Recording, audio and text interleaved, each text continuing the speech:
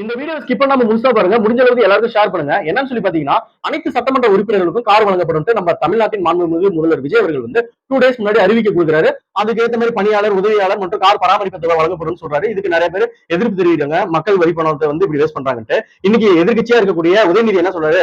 59 MLA டிஎம்கேல இருக்காங்க, எங்களுக்கு யாரும் கார் வேணாம்னு சொல்றாங்க. இவங்க ஏன் கார் வேணாம்னு சொல்றாங்கன்ட்டு இப்ப பாப்போம். அதாவது அரசாங்கத்துல இருந்து ஒரு கார் கொடுத்தா நிறைய ரெஜிஸ்டர் மெயின்டைன் பண்ணுவாங்க. என்னன்னு சொல்லி பாத்தீங்கன்னா, யாருக்கு அலாட் பண்ணப்படுது, எந்த தொகுதிக்கு அலாட் பண்ணப்படுது, காலையில அந்த காரை எடுத்தாங்கன்னா எந்த கிலோமீட்டர்ல ஸ்டார்ட் ஆகுது, அந்த கார் பயணம் பண்றதுக்கு முன்னாடி எத்தனை கிலோமீட்டர்ல ஸ்டார்ட் ஆகுது, ஈவினிங் அந்த காரை நிப்பாட்டும் போது அந்த கார் அன்னைக்கு ஃபுல்லா எத்தனை கிலோமீட்டர் டிராவல் பண்ணிருக்காங்க, அதுக்கு எத்தனை லிட்டர் டீசல் பெட்ரோல் பயன்படுத்தப்பட்டிருக்கு, இத்தனை லிட்டர் டீசல் பெட்ரோல் பயன்படுத்தப்பட்டிருந்தா இவ்வளவு தூரம் உண்மையாலுமே பயணப்பட்டிருப்பாங்களா, அப்படி பயணப்பட்டிருந்தா அந்த தொகுதிக்குள்ள இருக்கக்கூடிய கிராமத்தை போய் ஆய்வு பண்ணாங்களா, ஆய்வு பண்ணதுல என்னென்ன பிரச்சனைகள் இவங்க கண்டறிஞ்சாங்க, அந்த ஆய்வு பண்ண பிரச்சனைக்கு இவங்க என்ன தீர்வு காண்றதுக்கான நடவடிக்கை எடுத்தாங்கன்ட்டு இது மாதிரி அந்த எம்எல்ஏக்கள் அனைத்து எம்எல்ஏக்களும் ஒரு சர்வேலன்ஸ், ஒரு கண்காணிப்பு வட்டத்துக்குள்ள வந்துருவாங்க. கண்டிப்பா யாராவது ஒருத்தவங்க ஆர்டிஐ போடுவாங்களா மாட்டாங்களா? கண்டிப்பா ஆர்டிஐ போடுவாங்க. சோசியல் மீடியால பில் கிளைம் பண்ணும்போது எக்ஸஸா அமௌண்ட் வருதுன்னா அது ஒரு பிரச்சனைக்கு உள்ளாகும். அப்போ யார் யாரு மக்களுக்காக வேலை செய்யறா, யார் யாரு மக்களுக்காக வேலை செய்யல அப்படின்ட்டு நாளைக்கு மக்கள் எல்லாருமே கேள்வி எழுப்புவாங்க. இந்த காரை ஏன் பயன்படுத்தல, இந்த காரை ஏன் அதிகமா பயன்படுத்தினீங்களா, சரி சரியான முறையில பயன்படுத்தினீங்களா, அப்போ இந்தந்த பிரச்சனைக்கு இந்தந்த கிராமத்துல போய் ஏன் மக்கள் பிரச்சனைக்கு குரல் கொடுக்கல, அந்த பிரச்சனைக்கு ஏன் சட்டமன்றத்துல போய் பேசணுன்ட்டு மக்கள் எல்லாரும் கேள்வி கேட்பாங்கன்னு தான் இவங்க எல்லாருமே கார் வேணாம்னு சொல்றாங்க. இதுதான் உண்மையான காரணம். நான் சொல்றது சரியா இல்லையான்னு கமெண்ட்ல சொல்லிட்டு போங்க. இப்போ அடுத்தது லைவ் வேண்டாம். உதயநிதி என்ன சொல்றாரு? நீங்க அவை குறிப்புல நீக்கினாலும் கூட லைவ்ல இருக்கக்கூடிய விஷயங்களை கட் பண்ணி எடிட் பண்ணி சோசியல் மீடியால வைரல் ஆகுது, ரீல்ஸா போட்டுறாங்க அப்படின்னு சொல்லி ஃபீல் பண்றாரு. அடுத்தது எவாவேலு என்ன சொன்னாரு?